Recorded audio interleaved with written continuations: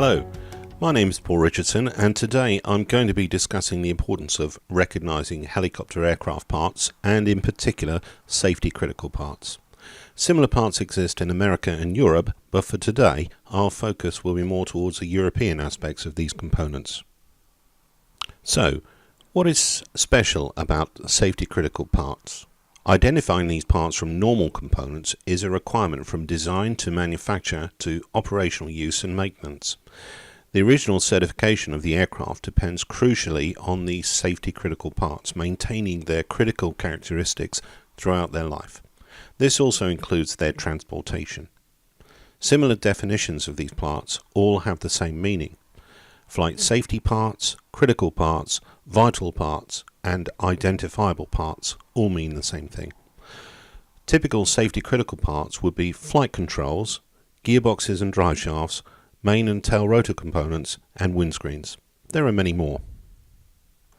The designs of helicopters have many critical single-path loads. A failure of any one of these could be catastrophic. These parts are assessed during design, and components are thoroughly tested to ensure their design meets airworthiness requirements. Safety critical parts have critical characteristics which do not tolerate variation from original design requirements. For example, part dimensions or tolerances, surface finishes, material specifications, and inspection processes. It is very important to remember that non-conforming critical parts can fail. So, who needs to know about safety critical parts? Well, the company Part M organisation, which includes fleet support, needs to ensure that these parts are managed or controlled correctly.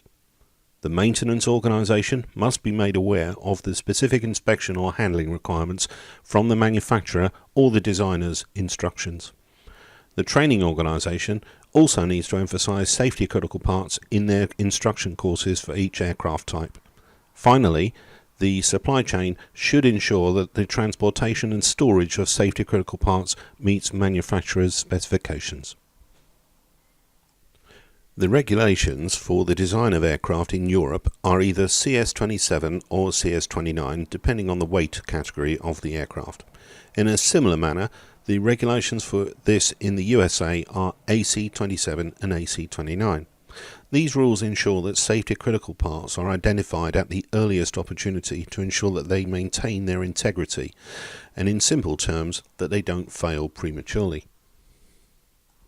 Part of the documentation issued when buying any aircraft from a manufacturer are the ICA, or Instructions for Continued Airworthiness. Using this information allows our maintenance planners and Part M to recognise where safety critical parts need special attention or inspections, and to call these up in our documentation. Components installed on helicopters must be identified by manufacturers as critical parts because their potential failure would have a direct effect on the aircraft's integrity, and therefore these parts must be controlled. Critical parts may have special transportation, handling and storage techniques, and modifications we embody on aircraft similarly arrive with an ICA document for the same reason. Repairs or adjustment to safety critical components may only be carried out under manufacturer's instruction. Any illegal modifications could have hazardous consequences. Here is an example of a safety critical part that failed due to fatigue cracking caused by corrosion pitting. A tail rotor drive shaft from a Bell 206 helicopter. For engineers, special tooling or techniques may be needed when installing safety critical parts. Service life recording of safety critical parts must be accurately recorded. Unusual wear patterns or deterioration of safety critical parts must be reported to the manufacturer.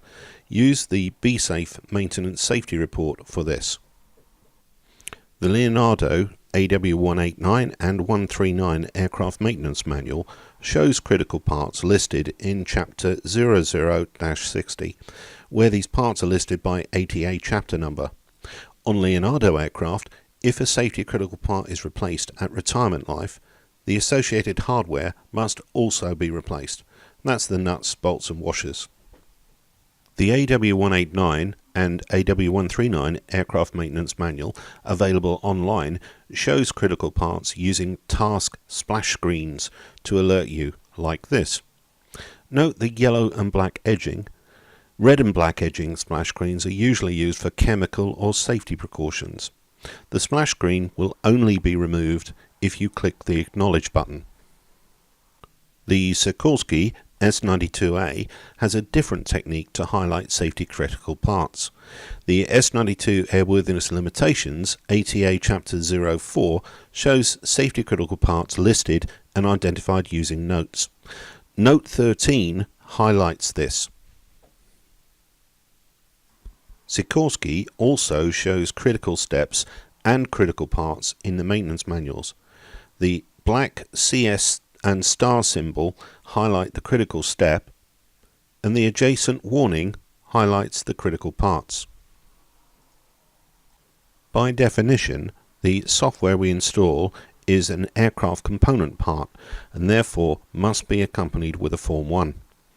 The software part number must meet Part 21 Subpart Q requirements, and usually this means the marking on the container or the CD-ROM will show a relevant part number. Software should only be authorized for installation by Part M instructions. Logbook entries must be created to record field loadable software status changes, which is recorded by Tech Records. Additional parts that you may encounter are EPA, European Parts Approval, which originate from Europe, and PMA parts, Parts Manufacturer Approval, which come from the USA. European Parts Approval components that have EPA marked on them, along with the manufacturer's name or trademark, and the part number. EPA parts are marked this way to identify that they are not parts from the type certificate holder, so clearly to identify they're not original parts. You can see that this example is manufactured by ACK Aviation. EPA parts may be repair items or manufactured spares or interior trim parts, for example. EPA parts are approved by either a Part 21J or a Part 21G organisation. EPA parts are marked this way to identify that they're not parts from the type certificate holder, that's the manufacturer, so clearly identify that they're not original parts. EPA parts may be repair items or manufactured spares or interior trim parts, for example. EPA parts are approved by either a Part 21J or a Part 21G organisation.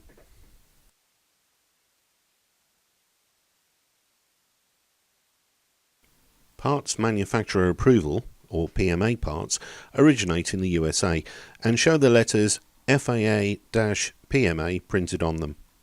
PMA means that the part manufacturer is approved, not that the individual part itself is formally approved, although it should meet specifications.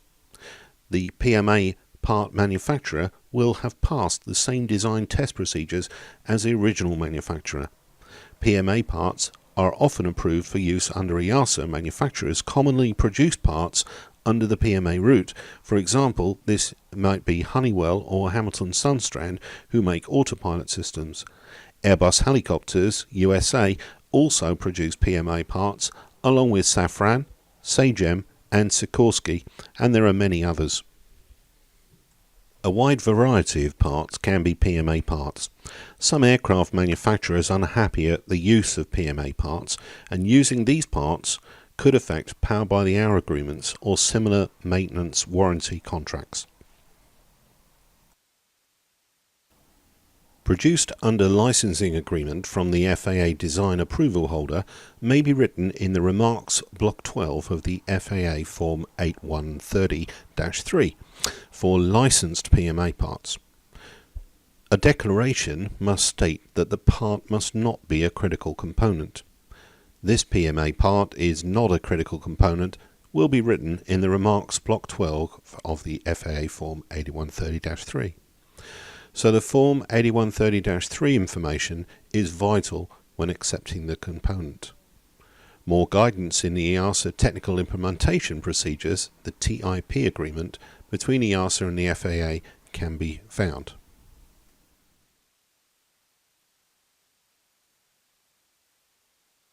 Usually, European aircraft component parts are manufactured within a Part 21 Subpart G organisation. The Part 145 regulation for aircraft maintenance does permit certain parts fabrication, but this is strictly controlled and intended for a one-off event or a single aircraft. These manufactured items cannot be issued with a Form 1 and therefore cannot enter the supply chain. These parts may be fabricated usually under Part 21 Subpart J supervision and control. These are the designers. Usually these parts are created by engineers adjacent to the aircraft, which is intended to be the recipient of the part. These items can only apply to one aircraft and cannot be made in quantity batch format or sold to other companies. Often they may be sheet metal repair schemes, for example.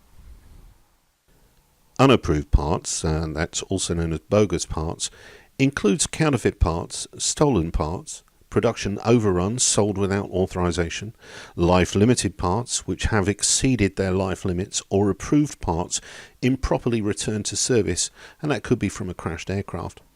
Fraudulently marked parts or parts which have no traceability are also unapproved or bogus. In America, the punishment for selling bogus parts ranges from a 10-year imprisonment and a fine of up to $250,000 to life imprisonment and $1 million for an individual and up to $20 million for a corporation. The unapproved bearing spacer on the right of this picture has no lipped edge, and the part details were hand engraved compared to the original on the left. Component data plates are also being forged. 2 of these are approved and the others are bogus, but which ones? Let's highlight the bogus parts. It is not just the parts that are being forged. Here are 2 component labels. The one on the right has a manufacturer's logo stamped incorrectly at 90 degrees. EASA has created a website for anyone to use in identifying suspect unapproved parts. That's SUP for short. Although it only started late in 2018, it already currently lists nearly 8,000 parts. It is easy to find on the internet. Just type in EASA SUP into Google to find the site. Parts also go into this list with forged Form 1 documentation. If you locate a part on the EASA SUP site, clicking for more information brings up the details for why it is listed. This example shows an engine part which was determined incomplete during manufacture. That's the end of our screencast. Thanks for spending some time with me today, and good luck with proceeding to the short test about this subject.